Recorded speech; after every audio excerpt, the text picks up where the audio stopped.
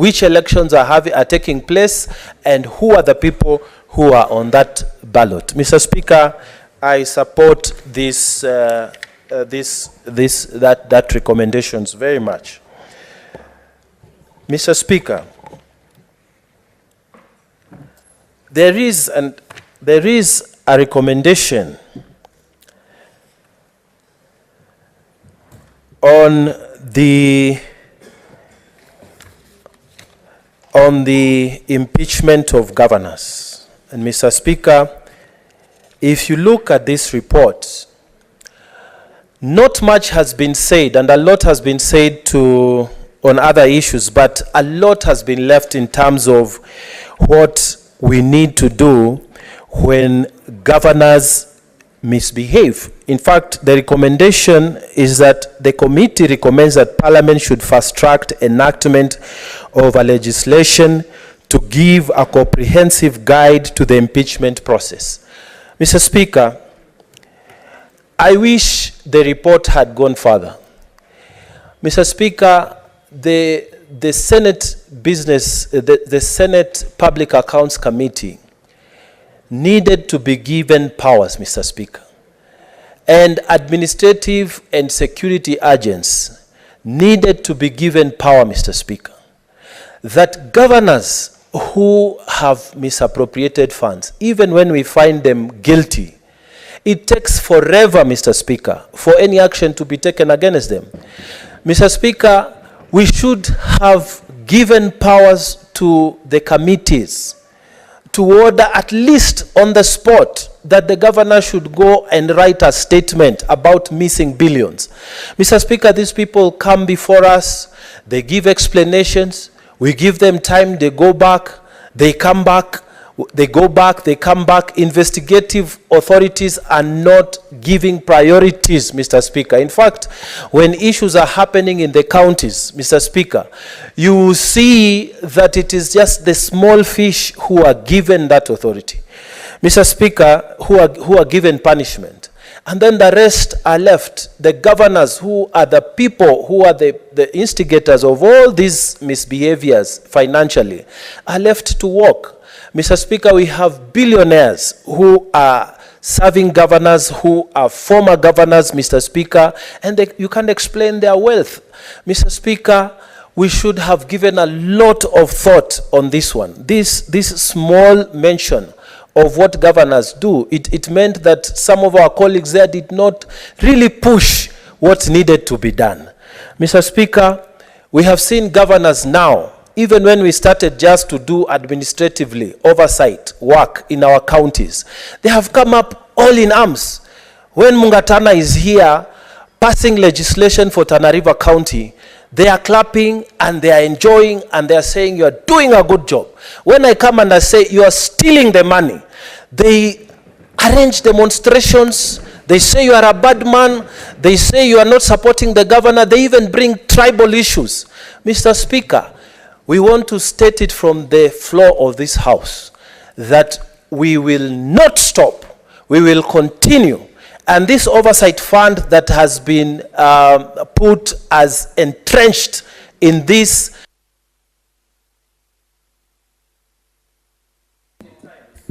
Your time is up. Once your microphone goes off, it signifies. No, that is not the mode we are using. When it's read, it means exactly that. It's done. Senator Mazayo.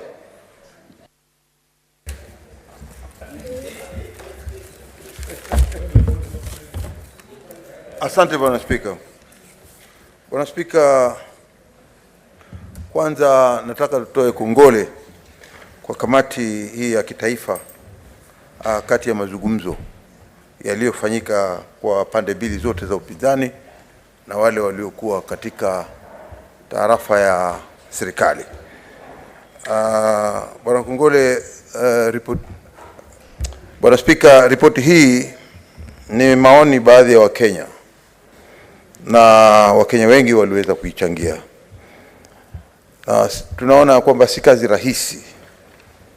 Ukiangalia sana, si kazi rahisi kuona ya kwamba watu wanaweza kuketi katika baada ya uchaguzi kutoka pande zote mbili, alafu waweze kukubaliana ili kuweza kuangalia wanaweza kuendeleza nchi yao namna gani, hususan kwa upande ule wa katiba.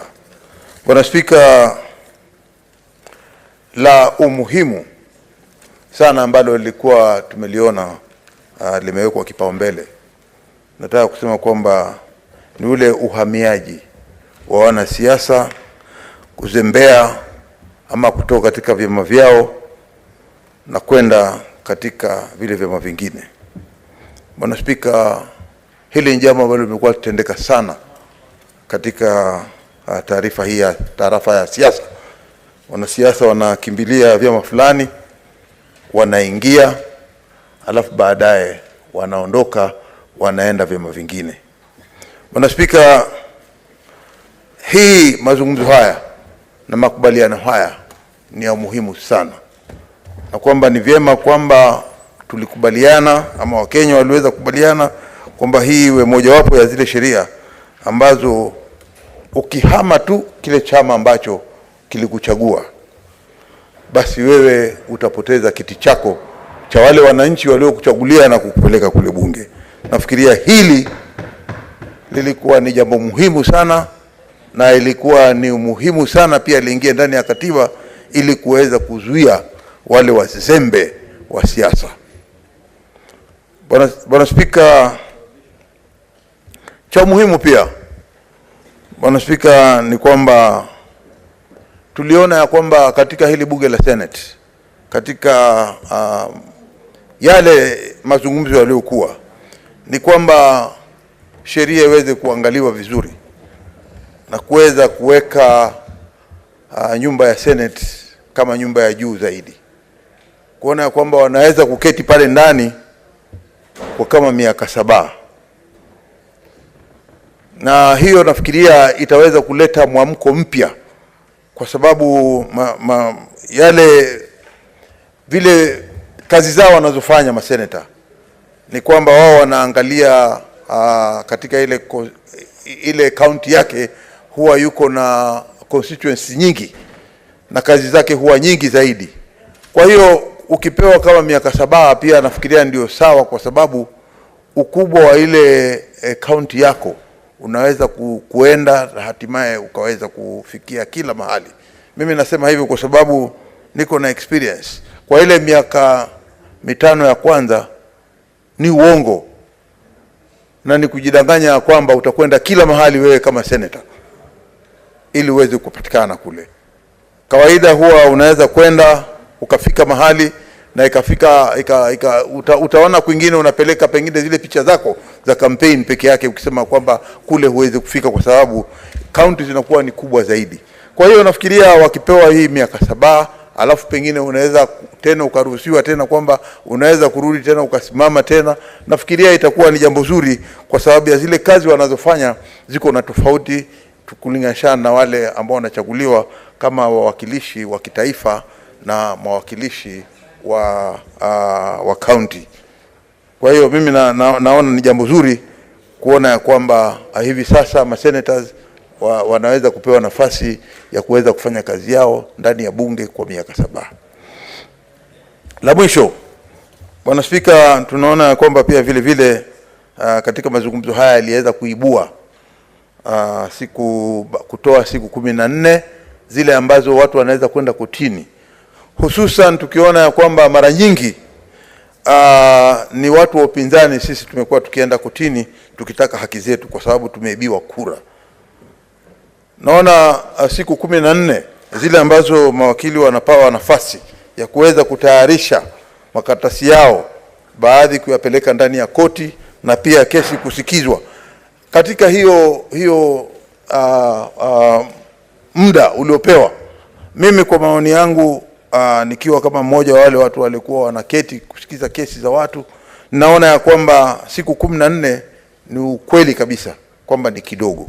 Kwa hiyo zile siku 21 ambazo zimepewa ili mawakili na koti ziweze kutafakari ama kuangalia ile kesi na hatimaye kuamua kesi ambayo itakuwa ni kesi ambayo ambayo ni ile ya rais.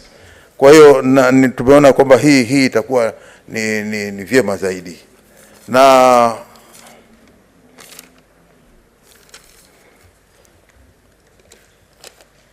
la mwisho kabisa, Bwana Spika, nataka pia kuwapatia kongole zaidi kwa ule muda na wakati ambao wale ambao tulikuwa tumepatia nafasi hii. Ilikuwa si kazi rahisi. Waliweza kusaidia hii nchi, waliweza kutuokoa sisi katika vile vita ambavyo vilikuwa vinaweza kutokea ama vilitokea, na baadhi ya hapo tukapata amani. Kwa hiyo kuja na taarifa kama hii katika kamati hii iliyoketi katika mazungumzo, kwa hiyo nataka kuwapatia kongole zaidi sana. Na Mwenyezi Mungu tunajua anaweza kupeleka hii nchi yetu mbele kisawasawa na amani. Asante Bwana Spika. Senator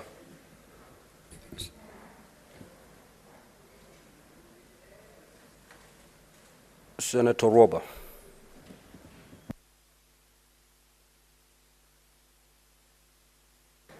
Thank you, Mr. Speaker. I would like to rise to support this report. However, Mr. Speaker, how can I support a report that does not recognize me as a woman? The National Dialogue Committee was there to facilitate dialogue between Kenyans, two different parties of Kenyans.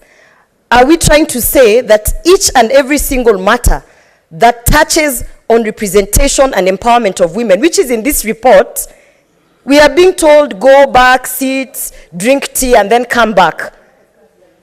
Mr. Speaker, the issue on the two-third gender rule, we have been joking around with this. I hear my colleagues talking about the cost of living.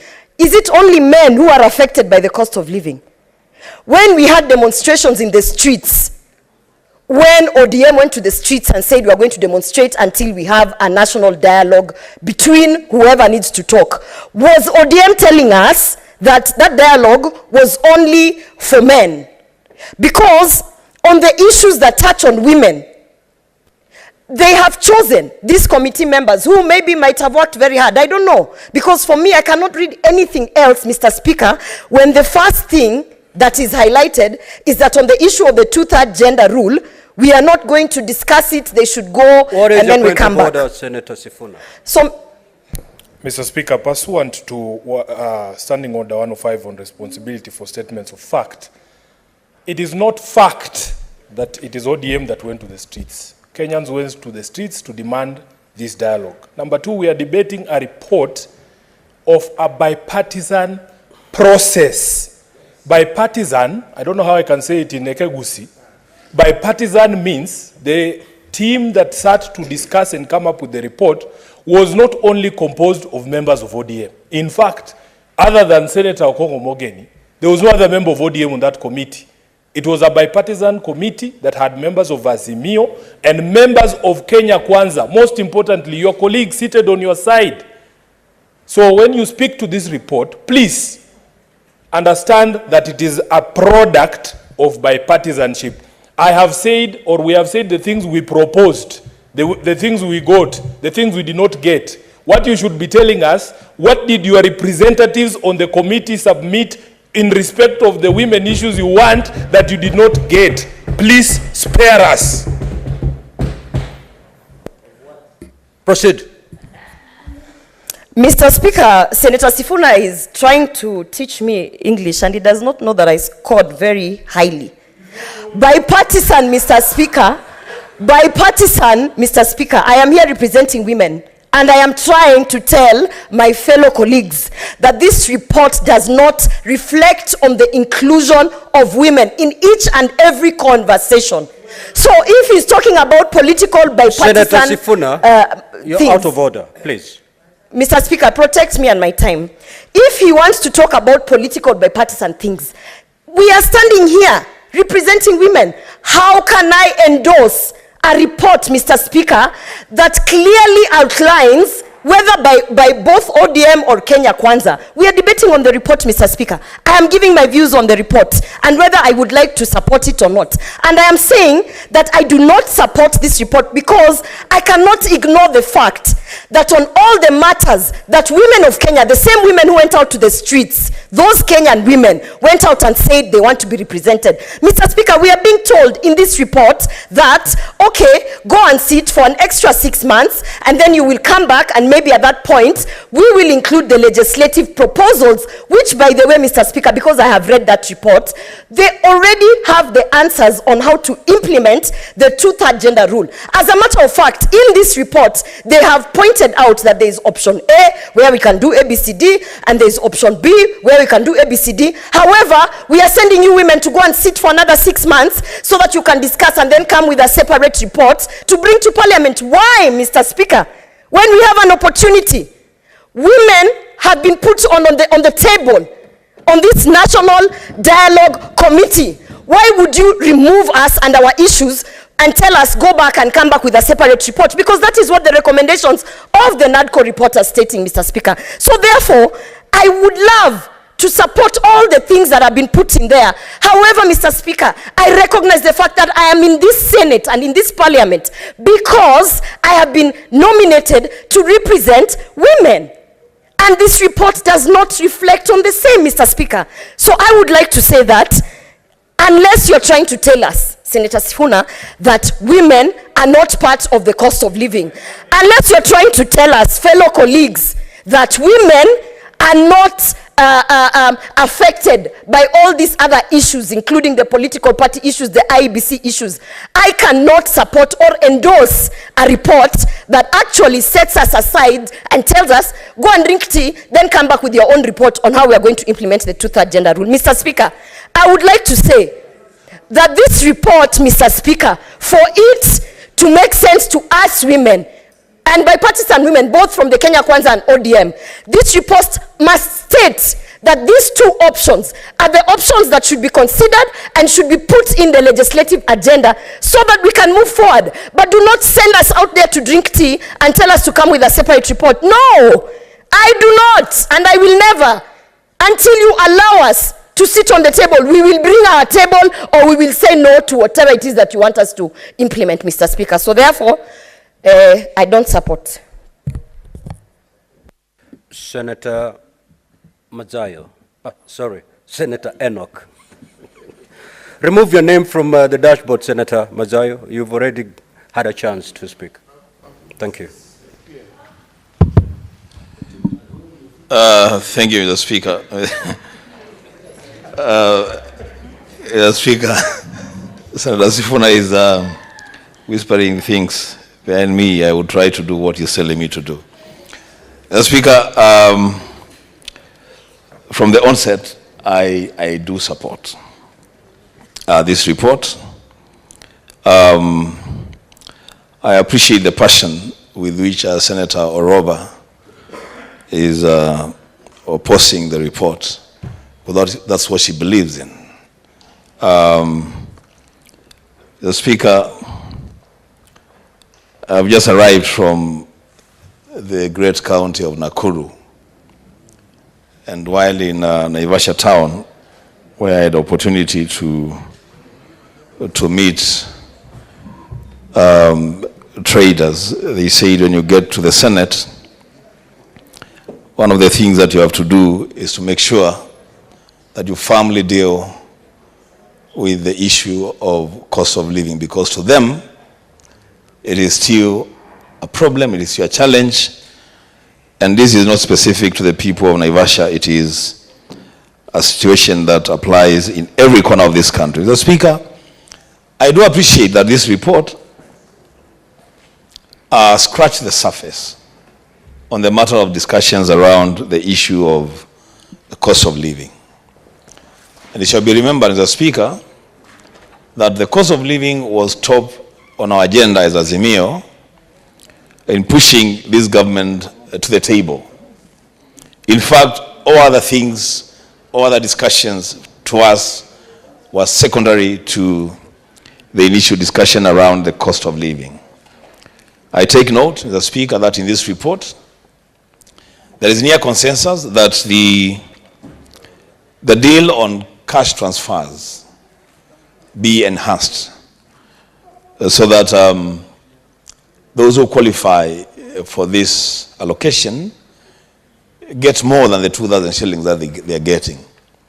The Speaker, I stand on the floor in support of this report, but challenge the administration to walk the talk.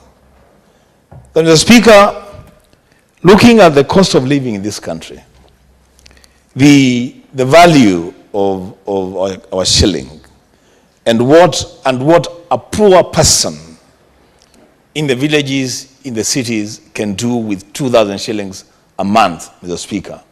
I challenge the administration because there is consensus that this amount needs to be enhanced. Why can't we begin with transferring 10,000 shillings to the people that need it the most, Mr. Speaker? And so even as I support the deal on that cash transfer issue, I also want to remind this administration, this regime, that the Speaker, even that 2,000 shillings that gets transferred to deserving communities and age groups, the Speaker, it takes too long to reach the people that need it.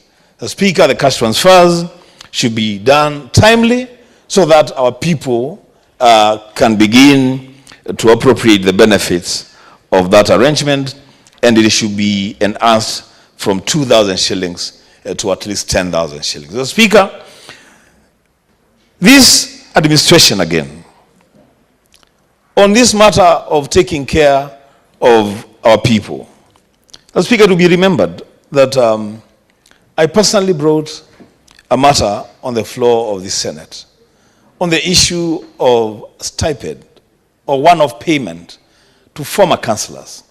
And we passed a resolution, Mr. Speaker, that at least the former councillors that we have, that time totaling to around 12,000 of them across the country, each one of them be paid at least 200,000 shillings as a one-off. The Speaker, we passed that resolution. The Treasury was part of that resolution. The Ministry of Labour was part of that resolution. The Ministry of Devolution was part of that resolution. But to date, Mr. Speaker, the former councillors are dying one after another without that transfer. Mr. Speaker, even as we talk about doing cash transfers to the needy, and I'm happy that Commissioner Senator Kenywa has just walked in when I was talking about that matter of former councillors, because he was part of that conversation. He was actually one of the senators that initiated that debate. The Speaker, we challenge this administration, we challenge the government in which Senator Kenywa serves to transfer that 200,000 shillings to the councillors, the former councillors, because they need that money, Mr. Speaker. Secondly, Mr. Speaker, on the matter of tax, I'm happy that this report recommends that we should review our tax regime downwards. Mr. Speaker, for as long as we are operating under a regime that imposes so much tax on people and on businesses, we will not be able to continue to attract direct investment by individuals and our development partners. So, Mr. Speaker, we should be serious about reviewing the tax policy downwards. And Mr. Speaker, I say this fully aware that Senator Kenywa and Senator Cherargei perhaps have just arrived from Naivasha, where they have been given instructions on a very controversial and infamous tax called the housing levy. What is your point of order, Senator Kenywa? Mr. Speaker, did you hear what the senator for Kitui said about being given instructions? Mr. Speaker, we don't take instructions we only take instructions from the people who have elected us. I don't know where he's saying. In fact, Mr. Speaker, I've not come from Naivasha. Senator, can he substantiate, Mr. Speaker, what he means by his orders? Senator Ano, are you in a position to substantiate? Mr. Speaker. That borders on imputing improper motive. Thank you, Mr. Speaker. Mr. Speaker, I wish Senator Kenywa had stood on a point of information to inform me. Because if the answer will bear me witness, I said perhaps, which means I don't know. So if So if that is the correct position, Mr. Speaker, then I'm fully informed. Then proceed. Thank you, Mr. Speaker. Mr. Speaker, on the matter, Mr. Speaker, of this affirmative action, and I wish Senator Gloria was here. Mr. Speaker, you know, the burden of achieving the two-third gender is a burden that this administration took up themselves. It's a burden that when one William Samoei Ruto went round the country seeking support from women, he promised them a 50-50 arrangement in the cabinet. Mr. Speaker, you know these things. When you rise up to challenge things that maybe you're not very sure, use the words that I'm using, perhaps. Don't stand as though you are speaking on authority, and yet the fact remains that, Mr. Speaker, it is a promise that was made by this administration, and by that time, Senator Veronica was the SG of she signed the charter with women. So they should be here telling us why they have not implemented the charter. It is not our business. It is their business, Mr. Speaker. Mr. Speaker, with those remarks, I support. Senator Nduwati, Veronica.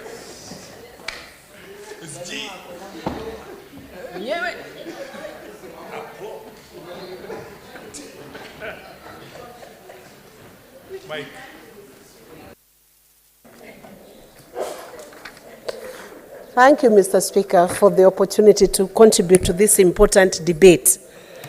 I am very tempted to respond to Senator Enoch Wambua, because what the President promised to the women of Kenya, he has worked very hard and in a dedicated fashion to deliver those promises to the women of Kenya, including sanitary pads and even diapers, which are now being given at Kenyatta National Hospital, as the plan is being rolled out.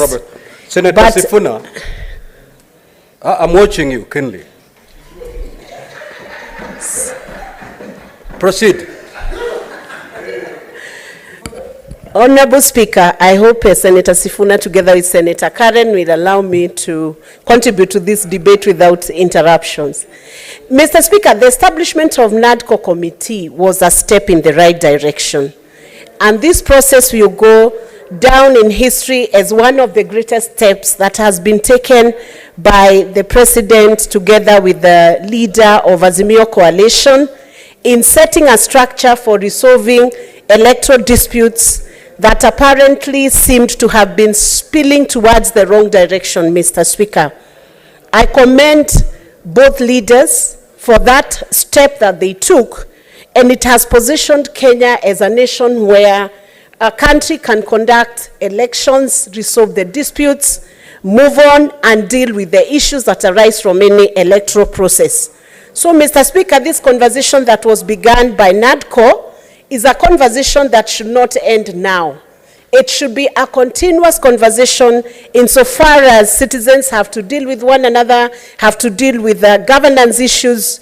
Any healthy society or any community, Mr. Speaker, that works well must have a mechanism of resolving disputes on a daily basis. That is including even in the marriage institution, Mr. Speaker.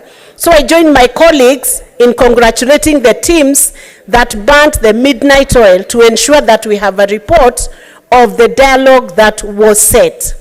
Indeed, Mr. Speaker, one of the issues I have noted is that they dealt with the cost of living, an issue that has been thorny, an issue that has been used to incite maandamano and walking on the streets. But happily, Mr. Speaker, as soon as this dialogue convened, I believe the maandamano was post, the sufuria story eased off, and the farmers had an opportunity now to go to the farms, Mr. Speaker, using the fertilizer program that was being supported by the government to generate more food, Mr. Speaker, and this is the way for the country and for the nation to move, Mr. Speaker.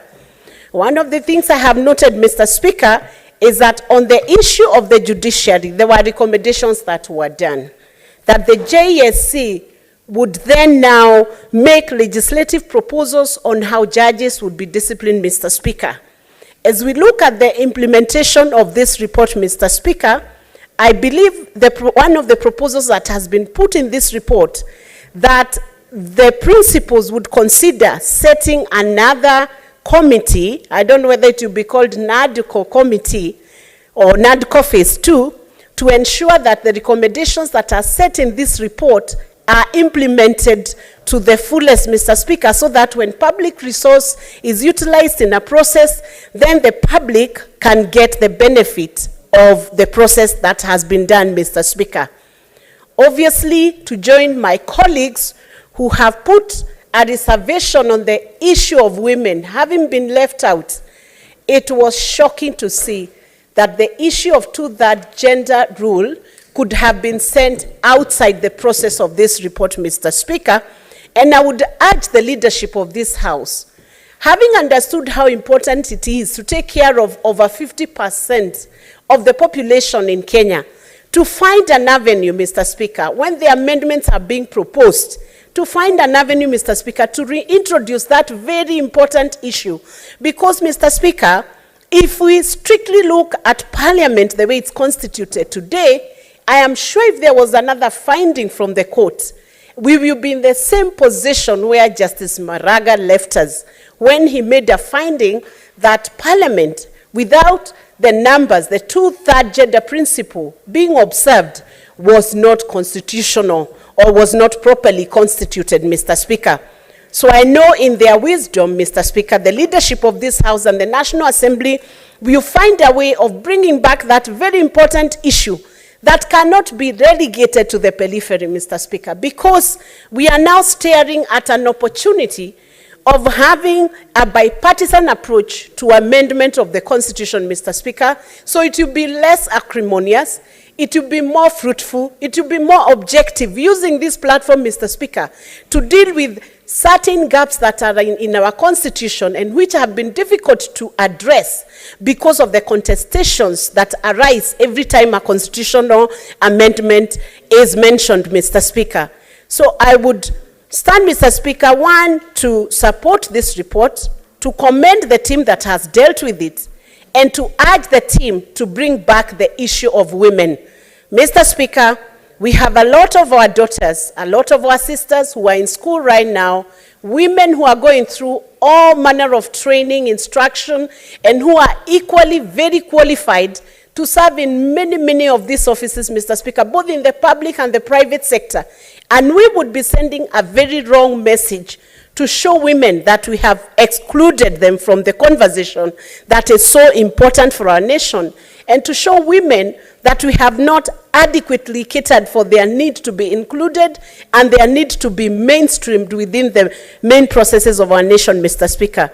So I want to thank you for the opportunity and to say that I support this report with the reservation on the gender equity and gender equality needing to be more entrenched within this system, and any constitutional amendment that comes to the floor of this House must then include women. And finally, Mr. Speaker, on accountability matters, Mr. Speaker, I have noted, Mr. Speaker, I think in paragraph maybe 852, that there is a recommendation on a system that should be used by...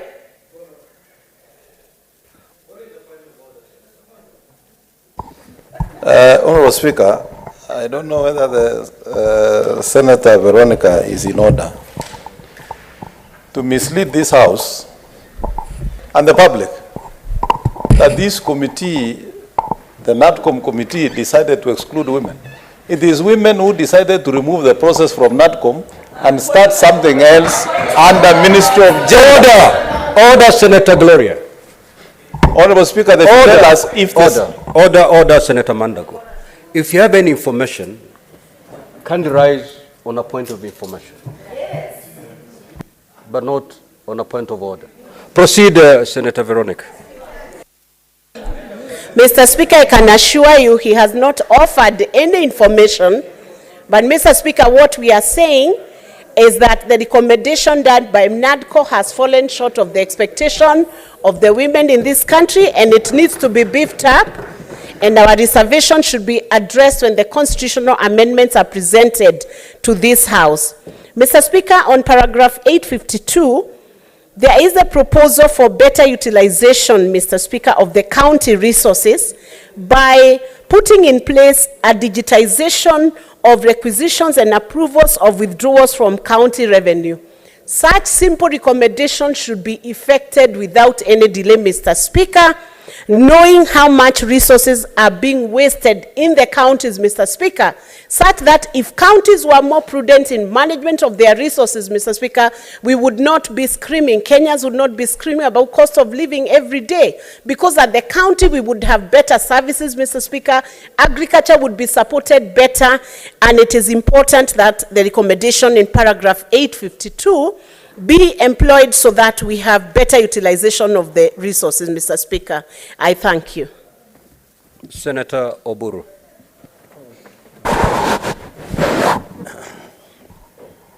Thank you, Mr. Speaker, for the opportunity. Mr. Speaker, sir, I also stand to add my voice to the ones of my colleagues who have spoken before me. Mr. Speaker, I stand in support of this report. Mr. Speaker, I stand to support the report because this report came about as a result of long and stretched negotiations. As a result, Mr. Speaker, of a situation which was very, very serious in our country. It was very dangerous. People were going to the streets to protest the high cost of living. People were protesting about some of the measures being taken by the government, particularly on the issues of taxation and so on. And Mr. Speaker, it was thought wise that our country needs discussion. We need dialogue. We need to talk to each other. We need to talk with each other. We don't need to talk at each other.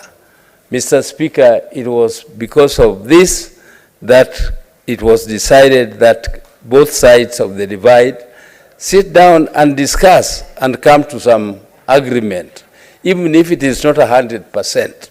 Mr. Speaker, when dialogue starts, first you isolate the issues on which you can easily agree, then you put down the issues which are more difficult to agree on. But as you agree on issues, Mr. Speaker, the ones you don't agree on don't disappear. They don't necessarily have to disappear, Mr. Speaker. They are still kept, and I want my colleagues who were not satisfied with the report, because the main issue, which was the issue of cost of living, perhaps was given a scratch on the back, but it was not addressed in details, Mr. Speaker. It is an ongoing process, and Mr. Speaker, I hope that the regime has heard the concerns of the Kenyans. It has heard the concerns of those who are not satisfied with this report, that the burden of the cost of living still continues to be very heavy on the people of Kenya, and this discussion should not be the end to it. There are some recommendations which I support, Mr. Speaker, which have been recommended here, particularly on the issue of cash transfers to the elderly to be increased from 2,000 shillings to something like 10,000 shillings, Mr. Speaker.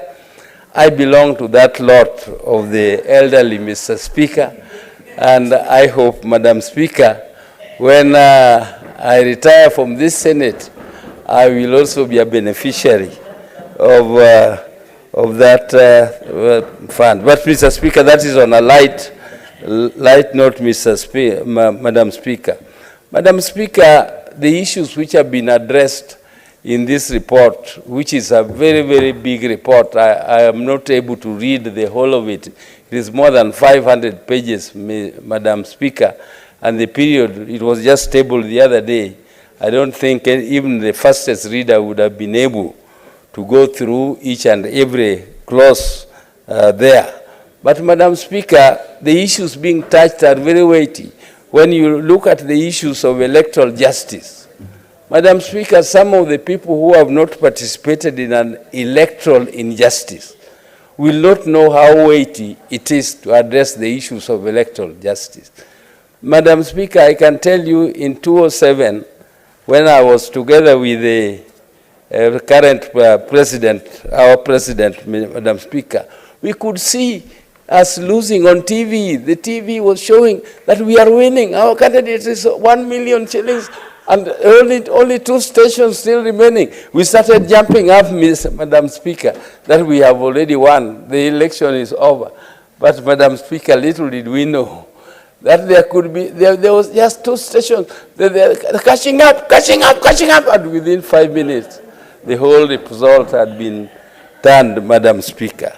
So, Madam Speaker, introducing issues of electoral justice are issues which must not be taken lightly, because the result of injustice is actually violence.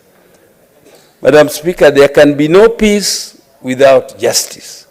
So it is important that we have justice so that we can have peace. And the issues of auditing the results have been agreed. The issues of making the electoral body more representative have also been discussed and agreed. And, Madam Speaker, I support the recommendations as they are, and I hope that they will still continue to be discussed so that we improve them, so that we have elections which will be beyond the purity of Caesar's wife, Madam Speaker. Madam Speaker, I also saw the issues of the political parties discussed, and the issues of political parties, particularly when it comes to jumping. Madam Speaker, there are principles of democracy. In advanced democracies like our mother parliament in Britain, you cannot vote when there is a whip and you are the whipped because you are voting with the side which is not on the party on which you are elected. Madam Speaker, it is a very serious issue. You can lose your seat. But, Madam Speaker, here we take this very lightly and people jump from one party to another very easily. And the issue of jumping from one party to another and voting as at will is addressed here. And, Madam Speaker, I think that, I hope that discipline in political parties will be improved by the recommendations here. Madam Speaker, I also want to express my satisfaction with the address of creating positions of the opposition, the leader of opposition, and also the what they call it, the cabinet, the chief cabinet secretary. Madam Speaker, you know, sometimes you need to improve on the management of government, but we also need to improve on the check and balances in terms of the opposition checking. Madam Speaker, I'm also supporting the creation of that position, and I would like to also support the issue of improvement on the political parties' funding. Madam Speaker, on the management of political parties' funding, apart from the improvement of the management, there should also be improved disbursement of funds to political parties. Madam Speaker, this is something which is not taken seriously by the executive and the political parties, though they have some entitlement and they also have some commitments, but they are unable to meet those commitments because funds are not being disbursed or to them on time, and this is an issue which I hope the recommendations of this report will improve, and there will be something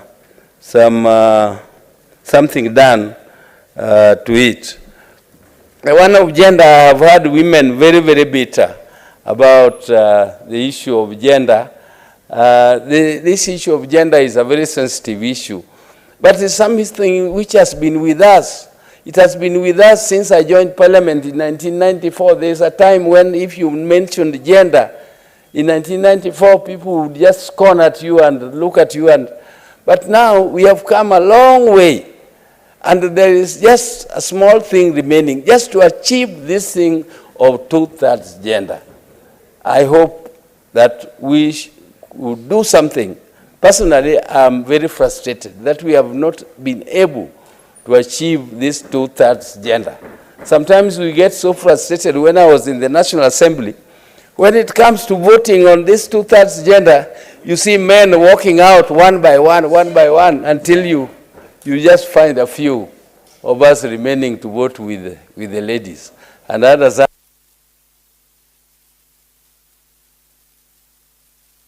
Your time is over, Senator. Yes, Senator Charadike.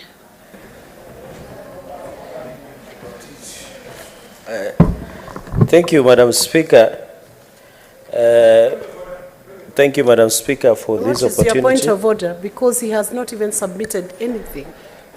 Madam Speaker, it is the practice of this House that we have ranking members. How would Senator Gloria speak before Senator Onyoka and Senator Charargei, Madam Speaker? There is practice, Madam Speaker. Senator Kenywa, resume your seat because it was not raised at the right time, and I think the point of order is also out of order. Thank you, Madam Speaker, and I beg to continue submitting. Madam Speaker, you remember I was supposed to appear before the NADO committee, but out of their lack of wisdom, they didn't find appropriate for me to appear. And I thought they had the wisdom because they are fallen short of many reservations, one of them being the gender issue. So it's very unfortunate that the gender issue has not been addressed.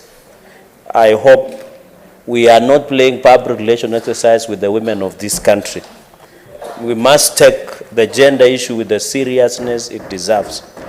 We cannot relegate women to kitchen or outside boardrooms. They must be on the table negotiating into the future of this country. Maybe if women become part of governance, if women become part of the conversation, Madam Speaker, we might reduction of corruption, because women are in this country. We might reduce, Madam Speaker, the maladministration that we normally see both at counties and national, Madam Speaker. So to NADCO committee members, you have fallen short of glory of God. As the Bible says, we expected something more better, but we did not expect this to fall short. Madam Speaker, number 2, on the cost of living, I want to state categorically that the issue of cost of living is a moving target. We want to thank government as we are receiving a 2,500 subsidized fertilizer to ensure we continue producing more, Madam Speaker. Another aspect is on guarantee minimum returns, Madam Speaker. We need to protect, Madam Speaker, our farmers and give them necessary subsidies in farm inputs, Madam Speaker.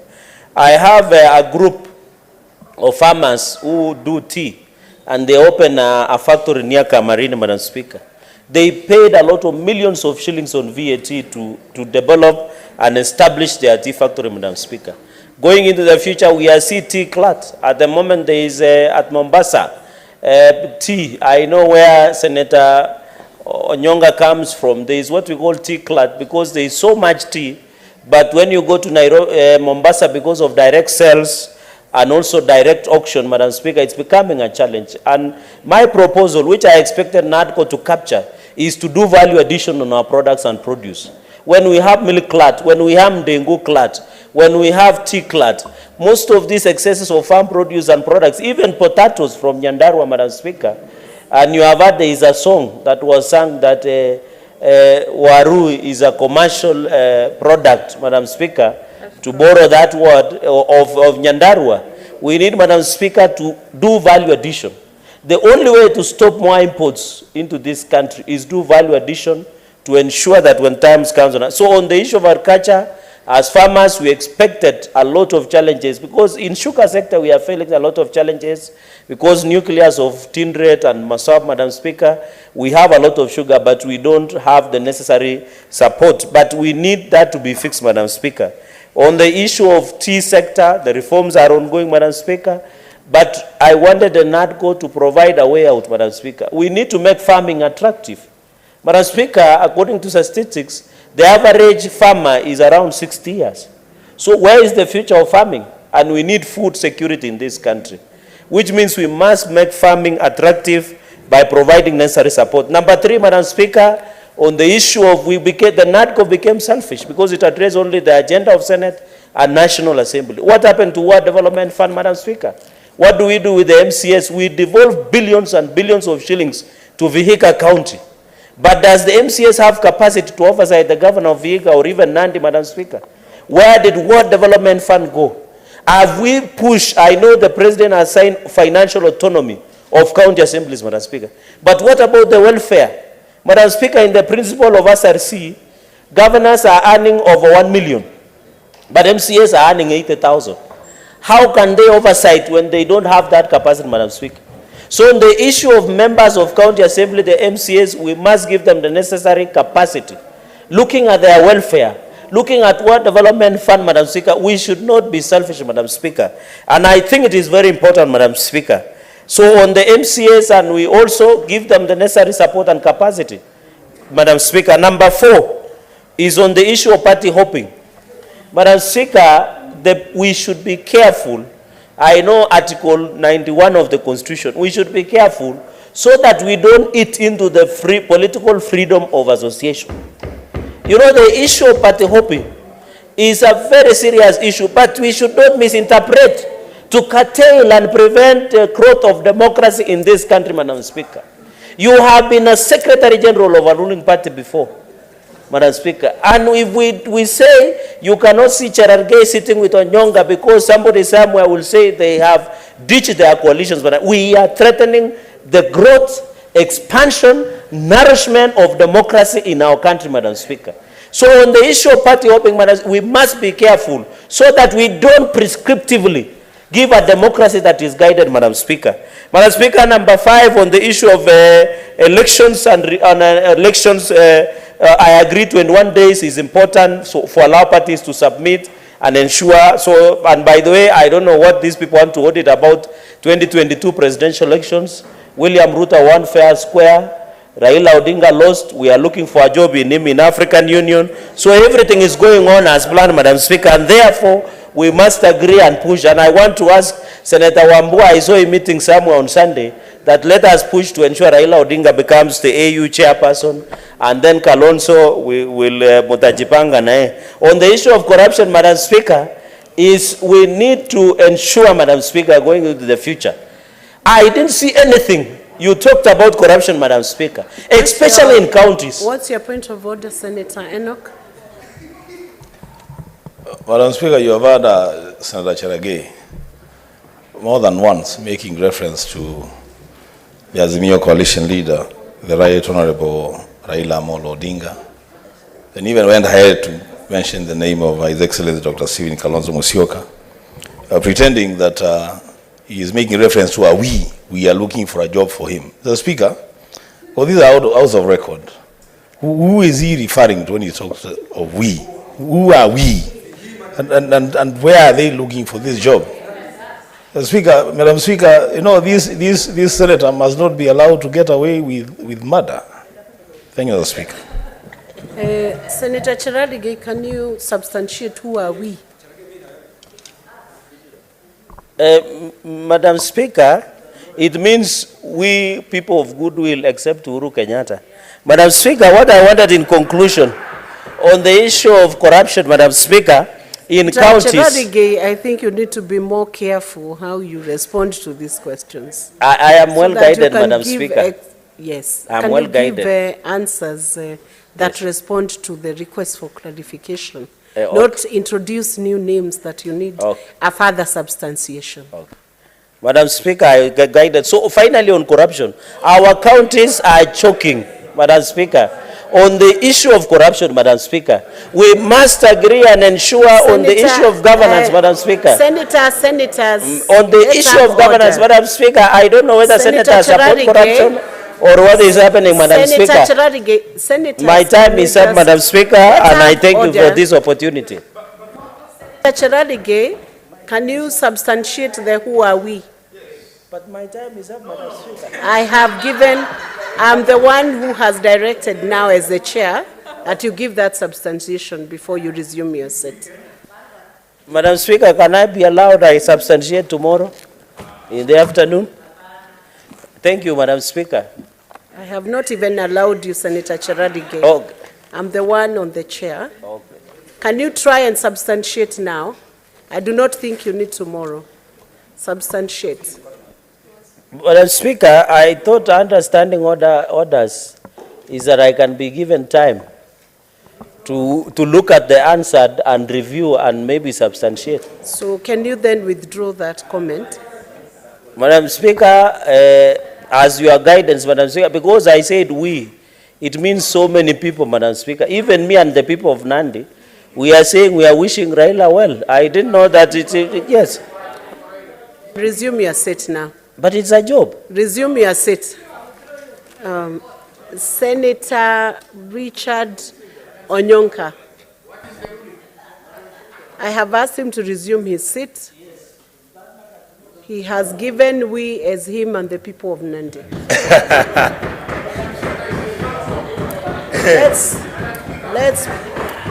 That matter is closed. We go to Senate.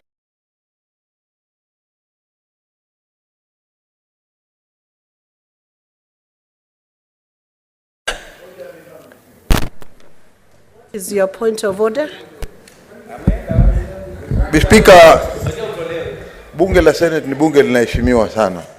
Na hivi sasa katika taifa zima macho yote yanaelekezwa hapa. Na itakuwa si heshima mtu kutaja viongozi alafu watu masenators wanasema tambulisha vile unaongea alafu wewe unasema hiyo ni sawa tu anaweza kwenda kakaa akaenda zake nyumbani. Hapana, hiyo ni makosa bwana Speaker. Hiyo si sawa kabisa. Manake huruhusiwi katika sheria zetu za kanuni za bunge za kudumu.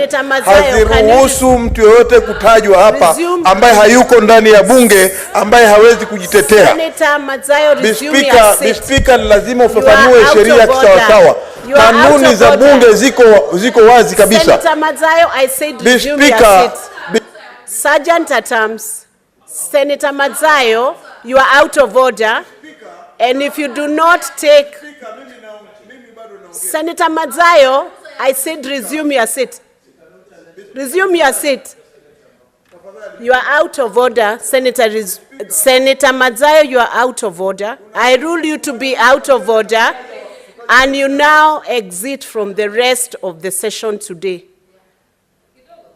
You must be able to listen to the speaker and be able to be guided by the instructions given by the chair.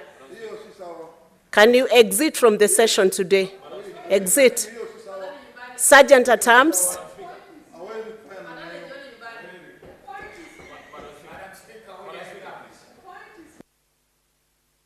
On that issue, I will not take any more points of order on it. Senator, proceed. Onyonka, Senator Onyonka. Thank you. Thank you very much. Madam Speaker, I would like to pick on this really amazing matter that has come to this House. The point I wanted to mention to my colleagues here is that maybe it is important that we listen to each other. Why do I say so? Madam Speaker, I've been in this House for close to 20 years and above. I've played my politics for the last about 31 years. And there are certain things which are obvious. This report has nothing to do with us coming here and getting annoyed with each other. This report is a bipartisan report which has painstakingly been discussed by men of dignity and decency. This country of ours needs many men and women who are like that. Why? Because our country consistently faces challenges, and we need people of goodwill to make sure that we continue figuring out how to manage it and how to accommodate each other so we can have a state that is functional, a state that is workable, where we work as a team if necessary. The issues that I would like to handle, Madam Speaker, are very few because we don't have time. I will go to those ones that I've spoken before. Madam Speaker, in my other life, you notice that I participate in discussing and contributing politically on TV. And there are many of these issues that Kenyans are always talking about, including myself. I also want to mention to this House, there are times when we must come together as a country, and there are times when we can go our separate ways. For me, this is the time when we must discuss that. Some of the issues that have been brought out here, my sister brought the issue of gender, 2/3 majority. I would like to tell everybody who cares to listen in this House, it's not that people did not want to pass the 2/3 gender rule. It is because of the vested interests, and there were people who were not ready because they felt that it was going to disadvantage the men. Many of us have voted for this 2/3 gender rule for the last, I think, 15 years. Therefore, it is not going to be easy for us to start pointing fingers at each other and who failed by not making sure that we can't get to the 2/3 gender rule. The leader of majority, I wish he was here, he said very clearly, there are options that will be looked at. Let us engage them so that we don't throw the baby with the water. There are many issues about people with disability. You know how we've handled people with disability in our country. You know how we've behaved. You know how, even right now, the way we look at when we are nominating, selecting, even employing people in the county government. Nobody cares about what you're going to do about people with disabilities.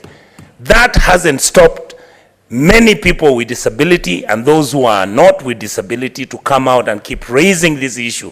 We must continuously engage ourselves and make sure that we do what is good for Kenyans. I really get disappointed sometimes when I see the sideshows that happen in this House. This is a substantive and serious House that has got the responsibility, because we are all mature. We've been through it. Many of us have been elected here 3-4 times. Many of us have been MPs. We are senators now. So the experience will help. Madam Chair, I agree. CDF should actually be in the Constitution. I know this matter has been discussed over and over and over again, where people are saying, no, members of parliament should not handle money. Why? Because their job is to legislate. And I have said this more than 20 times, Madam Chair, publicly or otherwise. In our Africa, leaders have got two responsibilities. Yes, you legislate, and then you go and talk. When you go and talk without telling people what you're going to do for them, they don't listen to you.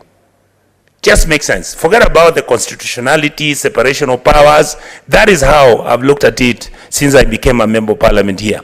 Government National Affirmative Fund, excellent. Senate Oversight Fund, yes. Is there a gap that we have not brought in the ward fund?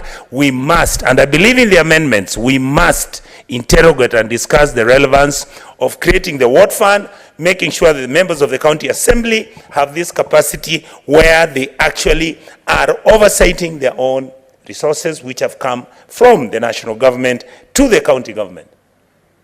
That includes Madam Speaker, me actually giving a suggestion that one of the issues that we also must do, the members of the County Assembly, let us also figure out how we can accommodate either through subsequent legislation or whatever mechanism we use so that members of the County Assembly can also have the what fund, I mean the Oversight fund, so that we are working at the national level, let them work at the county level. And also, I think, Madam Speaker, we are busy here talking about how we are looking at the 2/3 gender rule. We are going to have many women into this house who are going to be nominated.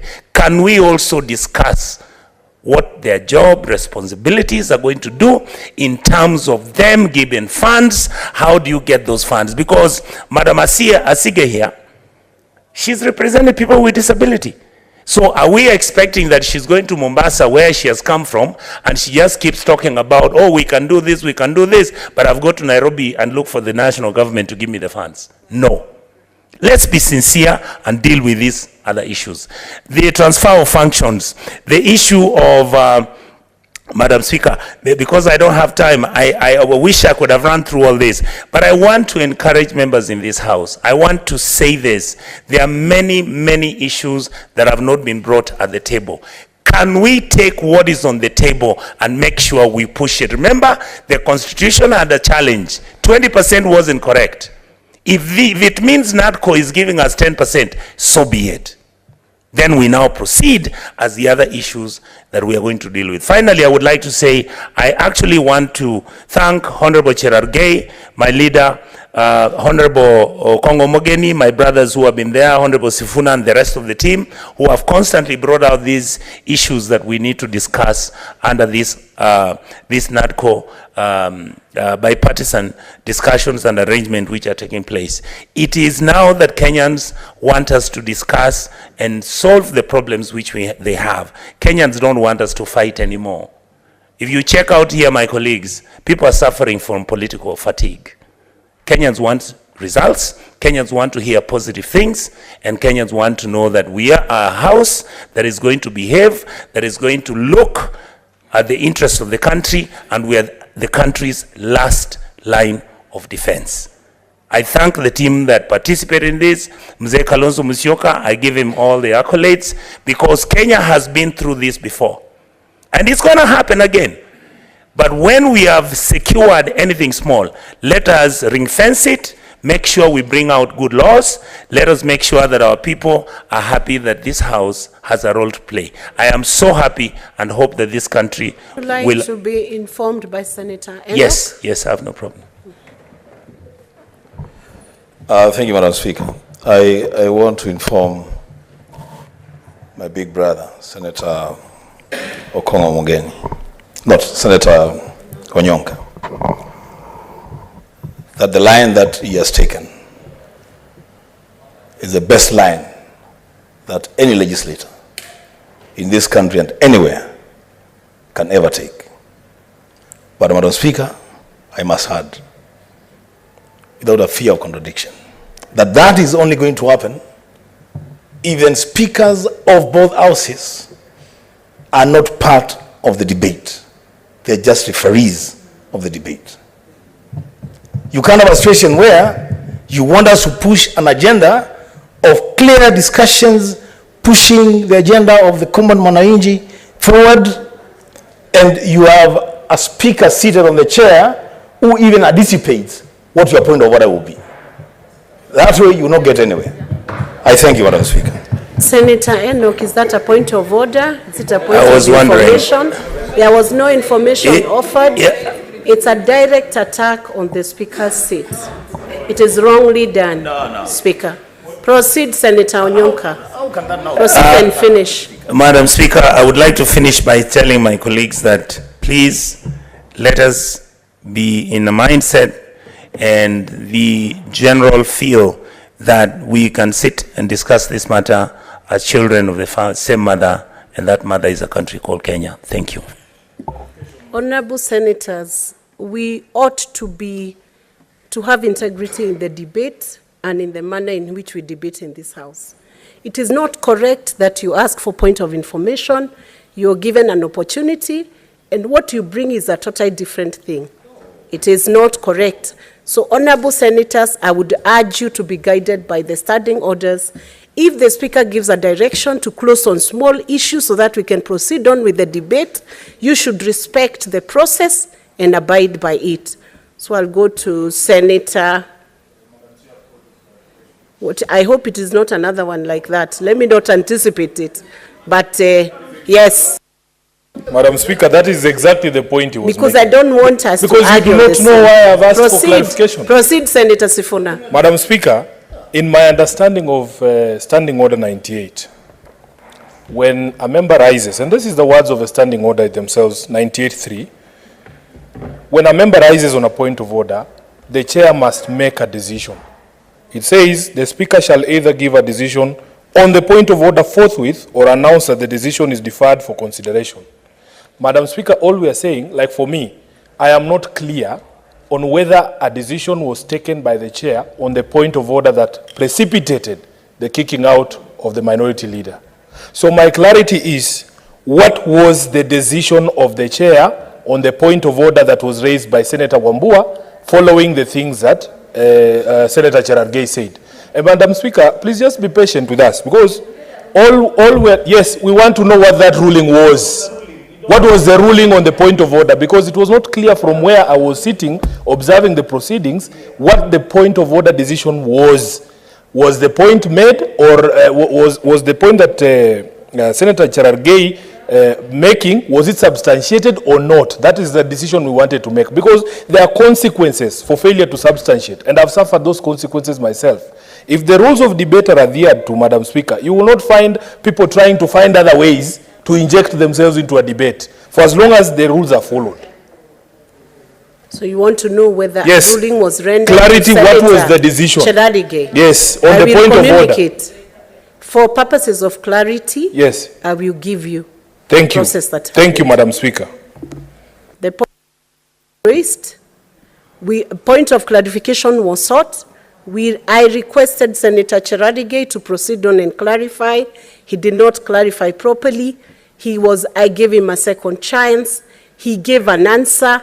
The answer does not have to meet the exact expectation of the one who is requesting. As long as he has offered the answer, I discharged it because he had offered the answer.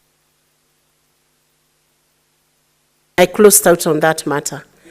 On the point of clarification that Senator Enoch Wambua has also sought for, it was clearly not a point of clarification, and that is why I also clarified as a speaker that you cannot use the wrong standing order, say you want to give a point of information, and all you are doing is to look for an opportunity to bash the speaker's seat. What is your point of order?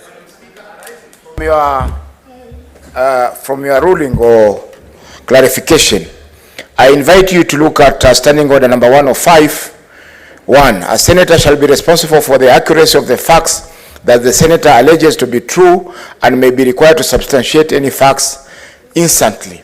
Now, in this case, Senator Cherargei alluded to the fact that he's been sent by so many people except the retired President Uhuru Kenyatta.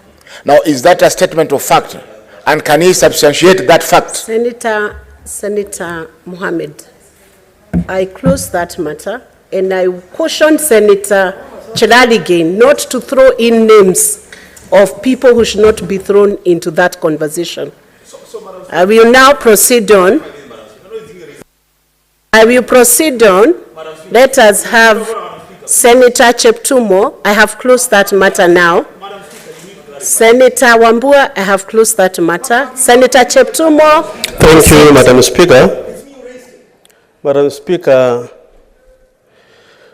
our country, Kenya, is a great country. It's great, Madam Speaker, because in 2007, we had a situation that almost brought our country to collapse. But because of the session where, Madam Speaker, dialogue was given a chance, our country came back and we continued. After the elections of 2022, Madam Speaker, we had a similar situation. And our leaders, led by the President, gave a chance to dialogue and consensus building together with the leader of the Azimio. So, Mr. Speaker, Madam, we have been able to save our country in many occasions by the actions of our leaders. I therefore want to take this moment to thank the President for his desire to unite the country and ensure that Kenya is peaceful, and also the leader of the Azimio equally for agreeing that they have this dialogue committee. Madam Speaker, that move is important because we have no other country. This is our country. This is the heritage of our children. And it's important, Madam Speaker, that each one of us plays a role in ensuring that this country remains united, peaceful. And I'm happy that this dialogue committee, Madam Speaker, were able to go through the process and is able to table the report before us. Madam Speaker, I have gone through the report, and I want to submit that the contents of this report, the recommendations therein, is a product of Kenyans, their opinions, and what they think is good for us. And so, Madam Speaker, it's not just a report of the few members of this dialogue committee, because we are told several stakeholders with various political, economic interests, Madam Speaker, were able to submit to the dialogue committee.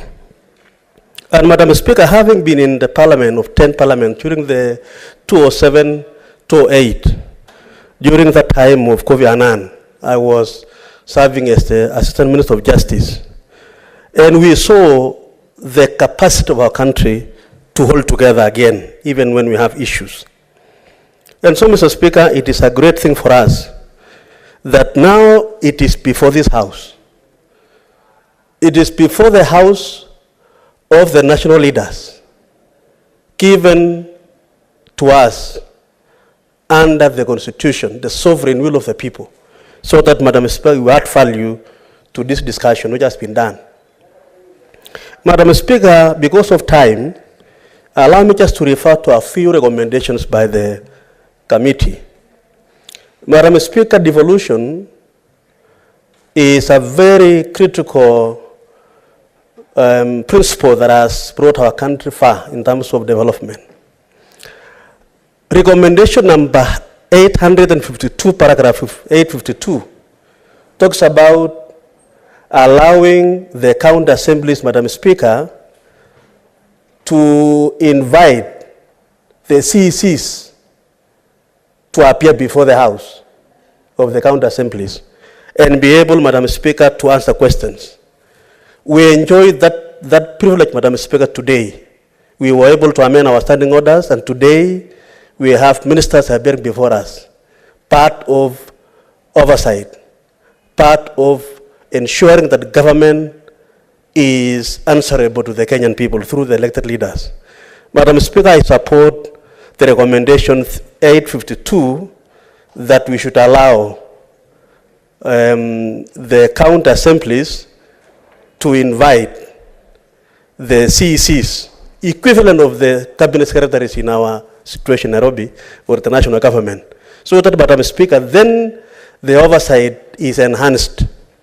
Madam Speaker, you'll agree with me, and the House will also agree with me, that oversight is not well strengthened in our country, in terms, especially in the county assemblies, in the county governments. So this will be one of the, I've seen my time is almost ending. Madam Speaker, paragraph 836, impeachment of the governors. Madam Speaker, I agree with the recommendation that we need a comprehensive law that outlines the steps to be taken. And I think one of the members here was talking about we should have been able to keep that provision in this particular report. Madam Speaker, not all is lost. We have the power to now comprehensively develop a law that will be able to set the standards for impeachment. Recommendation 842, resolving the electoral disputes, Madam Speaker. I want to agree that we take that away from the IBC and allow the parties to manage their resolutions or their disputes.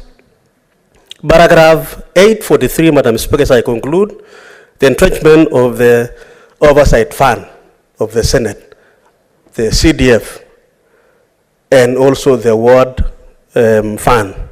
Very important, Madam Speaker. If we are to undertake our work as Senate and oversight the county governments, that fund is critical, and I'm happy it is taken into account.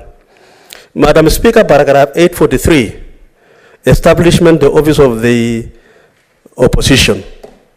Madam Speaker, that proposal is important because if we resource and put it in the constitution that there will be an office of the opposition, Madam Speaker, then that particular office will be able to oversight and be able to play the role that is anticipated in the Constitution. Finally, Madam Speaker, is the issue of this recommendation, which is very interesting, Madam Speaker.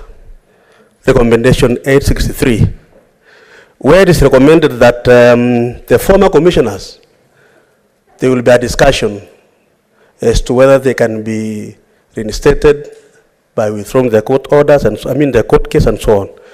Madam, these are very interesting, and I don't know how it will be implemented. It is upon this House to discuss that. Some of those commissioners resigned, and I don't know how this committee were able to envisage how we are going to implement that particular recommendation. But anyway, it is part of the recommendations. But it will be interesting to know how we are going to implement that particular recommendation. Madam Speaker, the two-third gender rule, yes, I conclude. If you read recommendation 834, it appears to me that the committee, Madam Speaker, did not want to deal with this issue because of the existence of the multi-sectoral working groups. And Madam Speaker, I want to oppose this particular proposal because, Madam Speaker, the multi-sectoral working groups did not have powers to deny this dialogue group, committee, Mr. Speaker, in dealing with this issue. And noting, Madam Speaker, this is a constitutional requirement. And Madam Speaker, I want to say this particular report is not cast on stone. I want to recommend that, Madam Speaker, this House can be able to still amend that particular proposal so that, Madam Speaker, then we include the issue of the gender rule in this debate. Madam Speaker, it is important because our women, and especially for us in the Kenya Kwanza team, where we have a whole charter on the women to mainstream the women in our governance. We have done it before, Madam Speaker. It is possible. Onyonga, my colleague, we were together in the other house. This is an issue we've discussed for many years. When I was the chairman Chailak in the National Assembly, it came up. We discussed. It never went far. And Madam Speaker, I know, even if you sit there as the chair, this is an issue that you spoke about very strongly. And I want to say that I also want to join those members who are opposing this particular proposal, but we can amend this proposal. Madam Speaker, I want to support this motion.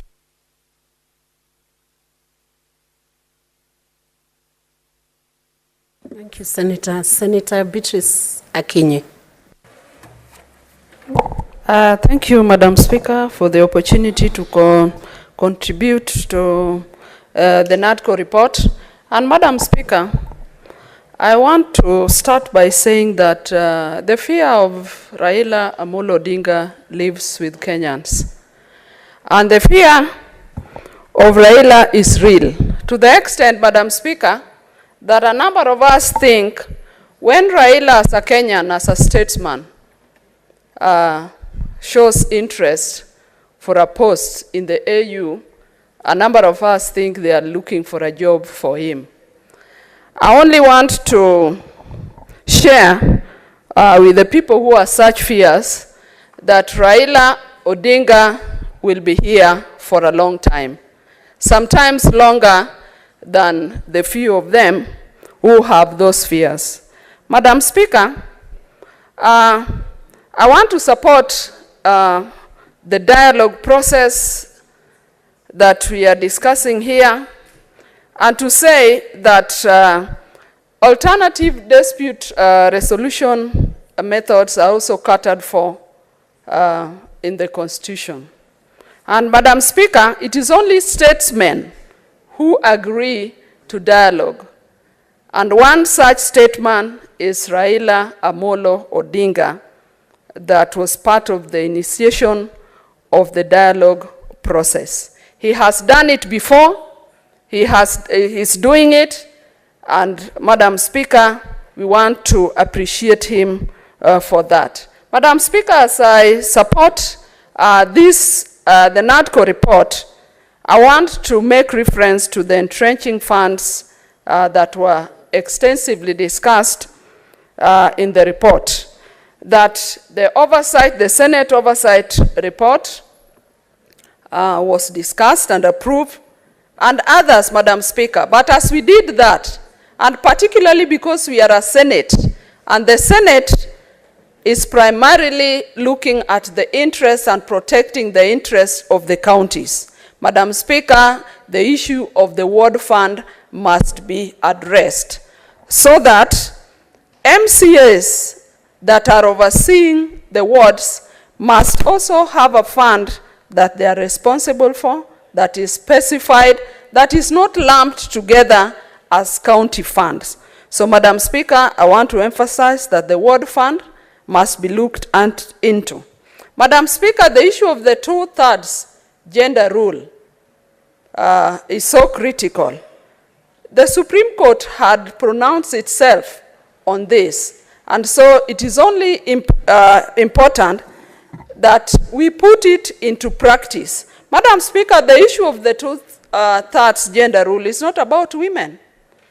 When women sit on the decision-making table, women bring in ideas that is critical, that is important for everybody. So that even as we are here as nominees and as women, we are not only talking for women, but as we talk for women, we are also talking for Kenyans in general. So, Madam Speaker, there must be a way in which the 2/3 gender rule is tackled. Madam Speaker, there's the creation of the leader of opposition and the Prime Minister's office of the Prime Minister. Madam Speaker, this addresses the issue that has perturbed Kenyans all along. The issue of the winner takes it all, Madam Speaker. Kenya is for all of us, Madam Speaker, and all of us have a role to play in the leadership, to play in decision-making, and to play in taking Kenya forward. Madam Speaker, as I support this, I also want to say that there should be no justice without justice done to the people who lost their lives, even as we are struggling during the famous, referred to by the other side, Mandamano. And Madam Speaker, the issue of demonstrations are constitutional. So the fact that there were demonstrations was rightly a right procedure by a section of Kenyans. But in the process of those mandamanos, Madam Speaker, lives were lost. What are we doing about the lives that were lost? There must be justice. There must be some compensation for the loss of property, for the loss of lives that we had during that time. Madam Speaker, as I support the NADCO report, We only want all of us leaders in Kenya to reflect on the issue of dialogue. And the issue of dialogue must not only be looked at in terms of the national picture. All of us must initiate dialogue wherever we are. And we must also take into consideration that when people have diverse opinions, they are only trying to communicate a point. They are only trying to enhance practice. They are only trying to pass information that must be listened to. So, Madam Speaker, I support the NADCO report, but the 2/3 gender issue must be addressed. The issue of the World Fund must be addressed. And Madam Speaker, I want also to allay the fears of our colleagues that Raila is a statesman. You do not need to fear. He has a right to go for any post, and Raila will be there with us for a long time. With the AU post or no AU post, Raila will still be here in Kenya and will participate in the ongoing activities that we have in this country. Madam Speaker, I support. Thank you, Senator Beatrice. Senator Joyce Chepkoech. Yeah, thank you very much, Madam Speaker, for giving me this chance also to speak to this report. I must congratulate the team for the work that they have done in terms of research and even collecting information pertaining the same report. Madam Speaker, I also want to echo the sentiments of my colleagues in a number of issues that they have touched on. And I want to specifically talk on the issues of economy, lowering the economy. Madam Speaker, I would want to say that the formation of this bipartisan team in a way enabled us as a government to work for the citizens. And by so saying, Madam Speaker, I want to say that I must thank the government for for moving forward to make sure that the farmers are given subsidized fertilizers. The government has moved forward in terms of improving the infrastructure. I want to thank the government also for moving forward in terms of creating job opportunities for our youth across the country. This, Madam Speaker, can only be achieved when we have a peaceful nation. Madam Speaker, the second issue that I want to talk about is the issue of that gender role. This is an issue that has been very emotive, and I want to thank Senator Beatrice for bringing it out loud and clear that gender is not women. Madam Speaker, this is an issue that is in other countries, and I want to thank specifically the countries that have achieved or they have closed the gap in the gender space, like Finland, Sweden, Rwanda. And I want to say this, Madam Speaker, that we should remove the notion of thinking that when we speak of gender, we speak about the women. So, Madam Speaker, I also want to say that it is within the report.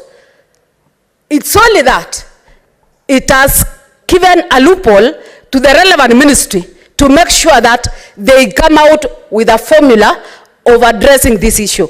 So, Madam Speaker, being one of the leaders in this House, I would want to say that it is the mandate of the relevant ministry to make sure that they push this issue of they push this issue of the gender so that it can be implemented together with this report.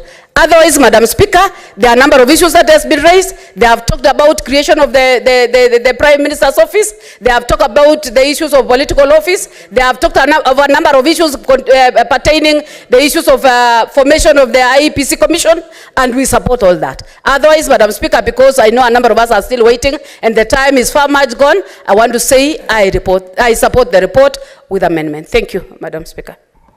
Senator Olekina Ledama.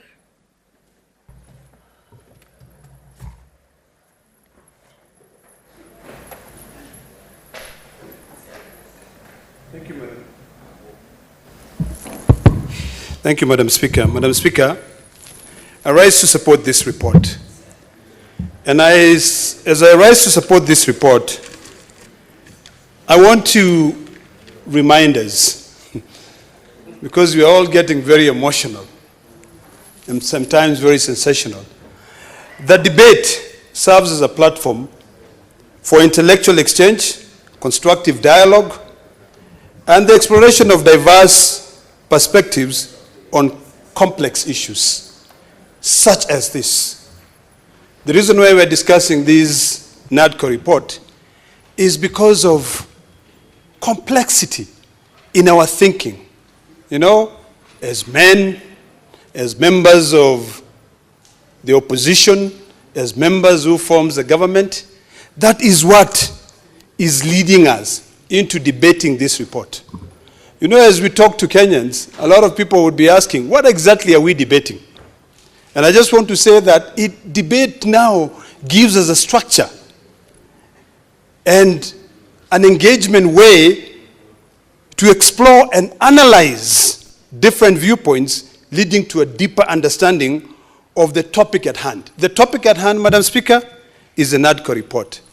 And what is this NADCO report?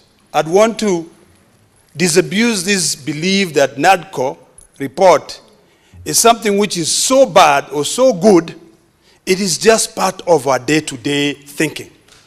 We fought, we had a context, some of us felt cheated, others felt like they won. We drove this country, a country which we so love and which we hope that we will keep it for future generation. We drove it into misery. People died. You know, we rose the cost of living. People lost faith. People stopped being patriotic. So what we do? At first, as any sane leader would think, it is let us go and try and find out what ails us. But Madam Speaker, as I make my contribution on this NADCO report, because I've read it, and I will limit my contribution to only 6 parts. Only 6 parts. The first part is to define what exactly are we doing.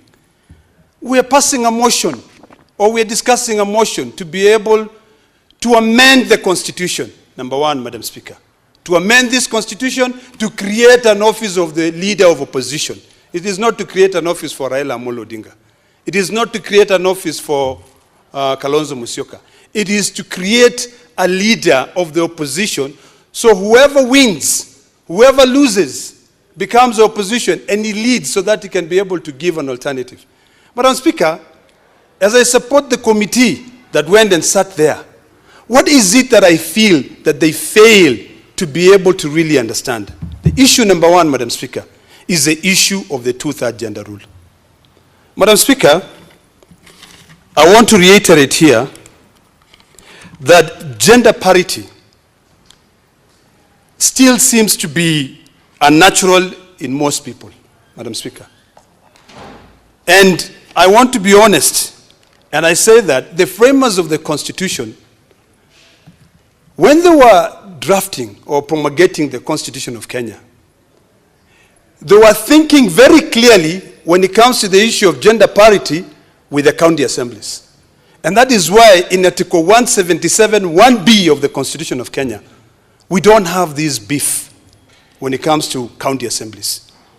The Constitution clearly stipulates how we avoid this issue.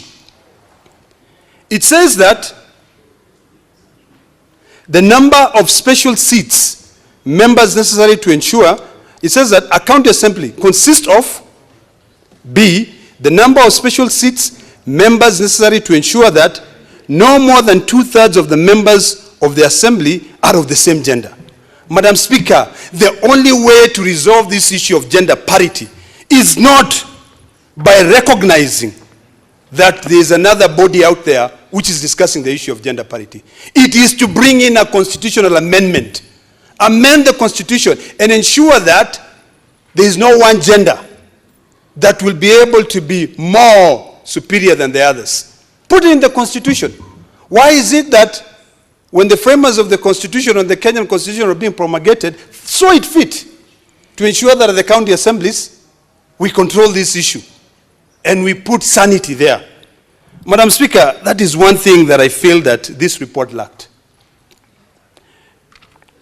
Number two, Madam Speaker,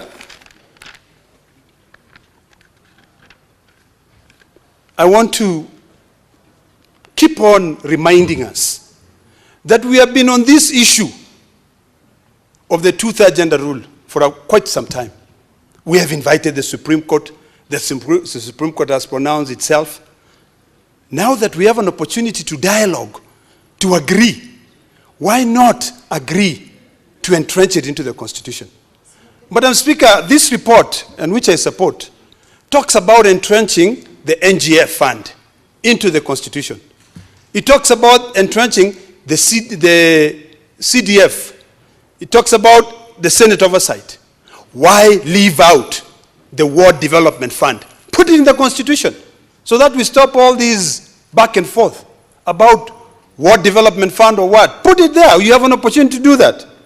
Madam Speaker, the second issue is in the issue of governance. There is a recommendation in this report on the process of impeaching a governor. We already have a law. We have the County Governments Act, I think Section 33, that stipulates. Why not just say, amend it, put in a process? You know, the Constitution, and foresaw an avenue where one time, maybe the president has not been impeached. It is true he hasn't. But who says that in the history of this country a president will never be impeached? Since we are borrowing the impeachment process with the County Governments Act of the county government, borrowing it from the presidency, why not entrench it there? Number three, Madam Speaker, because of time,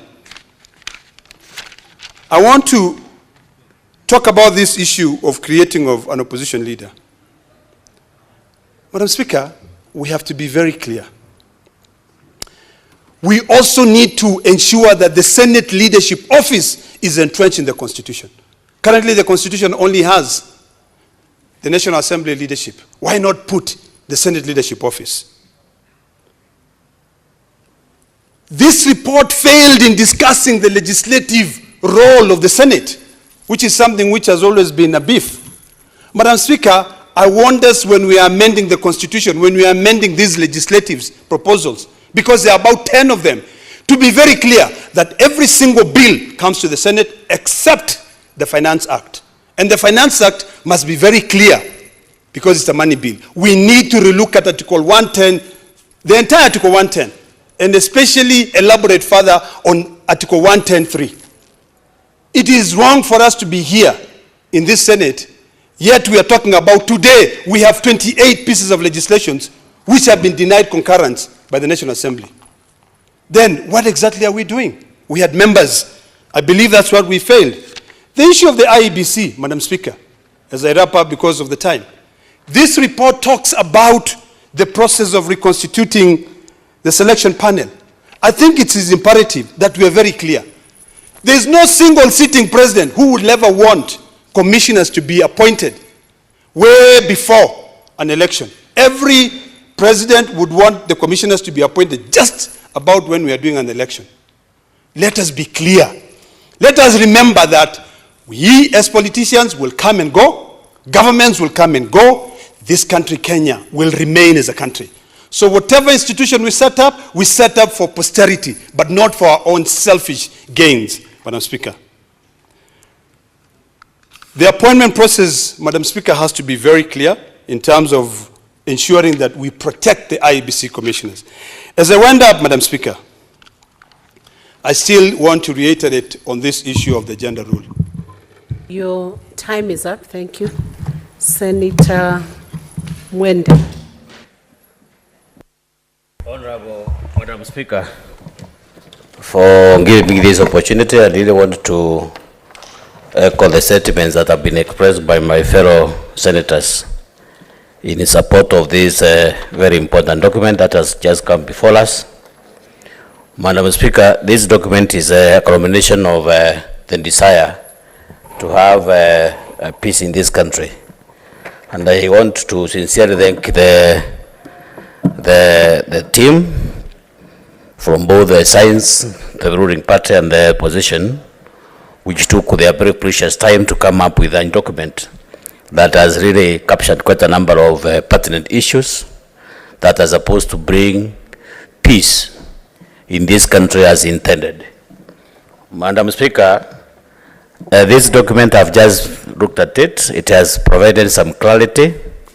It is comprehensive and captive because it has captured quite a number of issues that have been bothering quite a number of us as Kenyans, because the desire as a country was to make sure that we live peacefully despite the fact that we were just out of elections. People lost, others won, and of course as a country we had to go about our business as normal. So that's why I'm very sure the two entities are going to have a national dialogue that has brought on board this important document. Honorable Madam Speaker, I have captured some few issues, especially on the issue of the boundary. I happen to come from a troubled zone in my county, the Raganidi County, where we have long outstanding historical issues with our neighboring sister, Meru County. We have seen people lose life, we have people lose property, we have seen people getting evacuated from their homes and their land. And I hope this issue, the national dialogue is going to address this issue comprehensively so that people can live in peace and coexist just like brothers and sisters. The dialogue has also captured the issue of IBC. We remember, Madam Speaker, I remember 2007, this country was almost thrown into flames because I think we had a very weak IBC commissioners. I think it's important, Honorable Speaker, that whenever we have elections, we have an IBC which is not partisan, which is going to make sure that they address issues without necessarily having to look from either side of the law. So I think it's important, Honorable Speaker, that this dialogue has captured some very pertinent issues in terms of how we manage our elections, laws and processes. It has also addressed the issue of cost of living.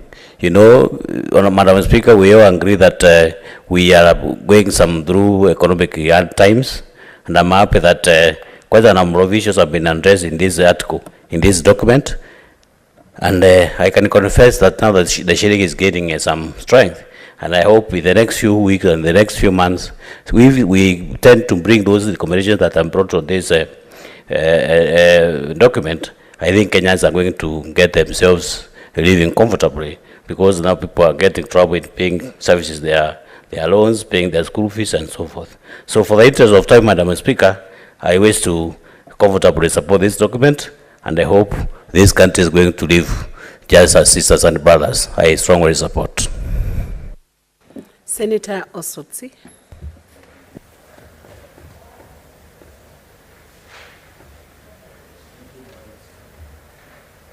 Madam Speaker, for this opportunity to also make my comments on the NADCO report. Madam Speaker, from the onset, I want to say that I support this NADCO report because, as said by the majority leader, this is a product of bipartisanship between the two groups, that is Azimio and Kenya Kwanza, and it has dealt extensively with the matters that the two sides brought on table. Madam Speaker, I have gone through this report. I have a concern because this report does not have an implementation framework. There is no timelines. There is nowhere in this report that is suggesting that someone somewhere or some institutions is going to trigger this process. So even as we debate these reports and support it, I want to encourage that we bring amendments to the report so that we can have an implementation framework for this report. Or we amend this motion so that we give direction maybe to the two leaders, the leader of majority and the leader of minority, to initiate the process to implement the recommendations that are in this report. Otherwise, we risk to pass a report which will not have legs because it can't be implemented. No one will have the responsibility of implementing. So, Madam Speaker, I have that concern. But that does not mean that, Madam Speaker, I am not supporting the recommendation of this. I support the recommendation, but let us be very clear that we have a proper implementation framework in place. Madam Speaker, there are urgent issues that this report is addressing. You know we have a challenge with the reconstitution of IBC, and this report is recommending that we change the selection panel of IBC. And you know the courts ruled the other day, and the panel has been working. I think in the spirit of this bipartisanship, that selection panel should actually wait for this report to be passed so that this reconstitution of IBC is done within the framework of NADICO. Madam Speaker, you are also aware that we have a problem with the boundary delimitation. We have run out of time. This report is recommending that we amend Article 89 of the Constitution so that whenever we run out of time the way we are, Parliament can give an extension.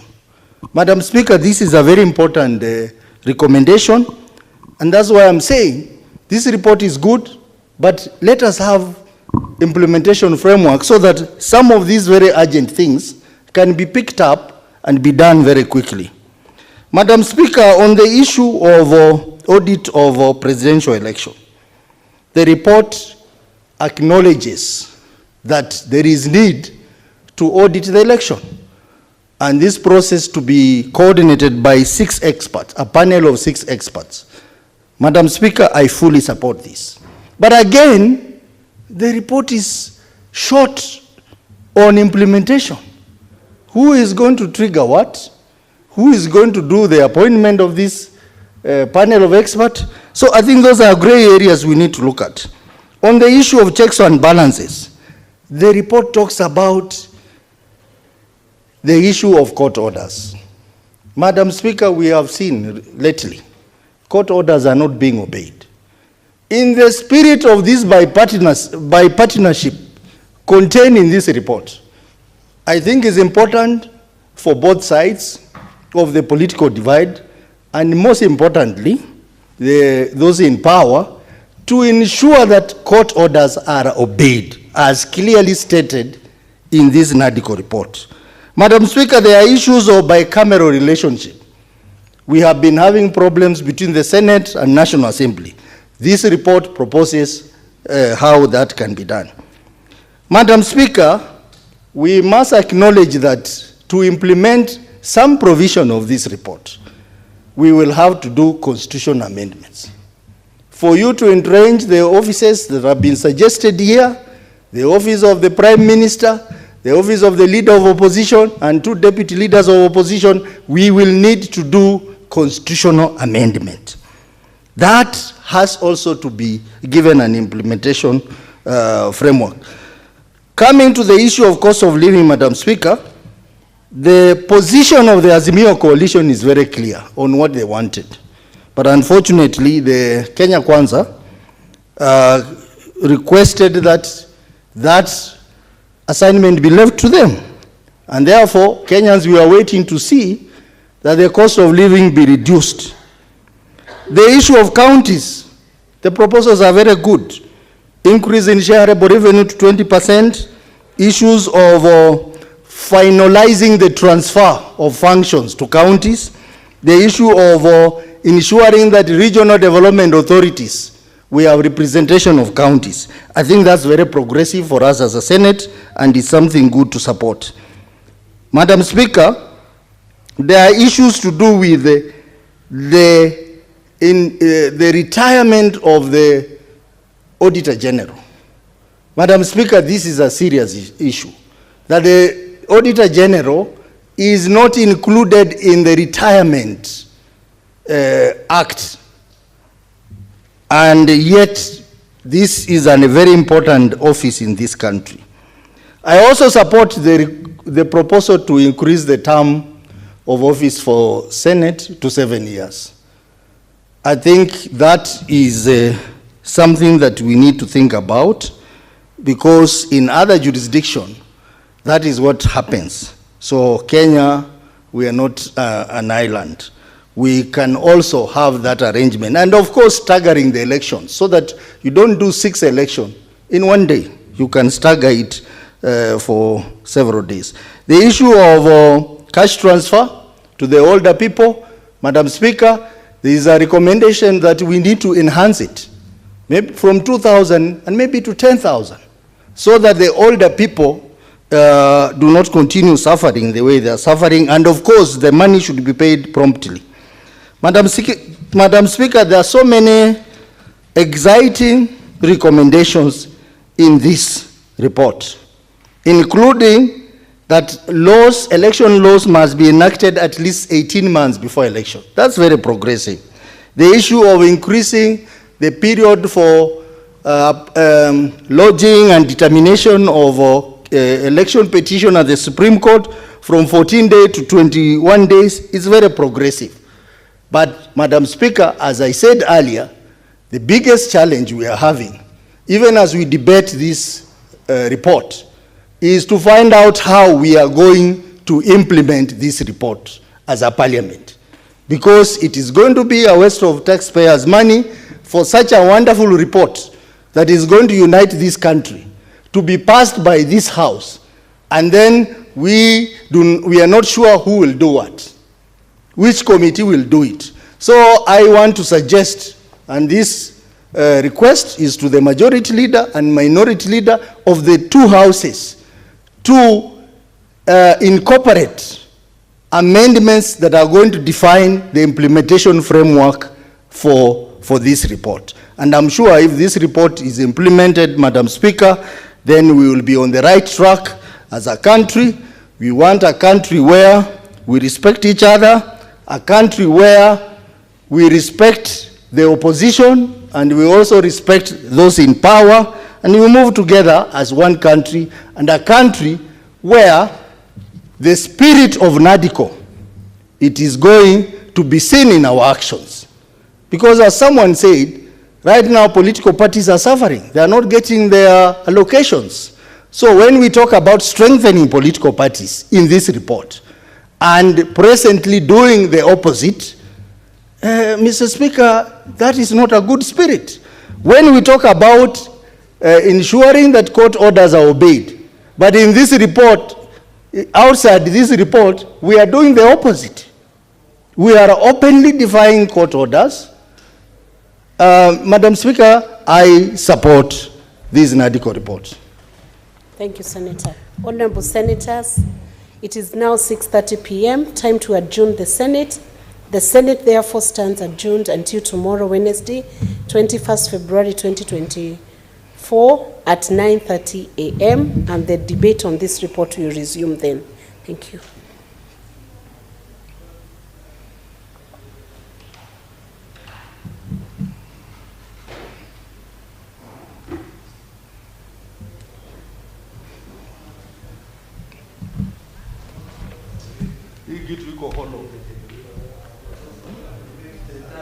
Hii kitu haina implementation.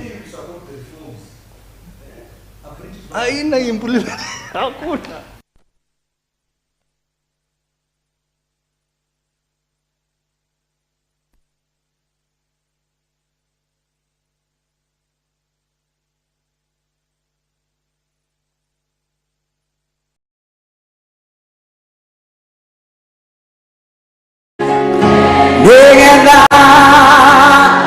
umenye baba ninyone tora weka wataku amahigo wageria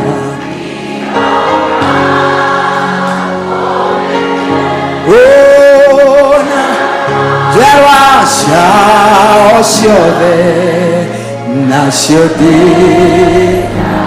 mura iguru ria maundu mothe iguru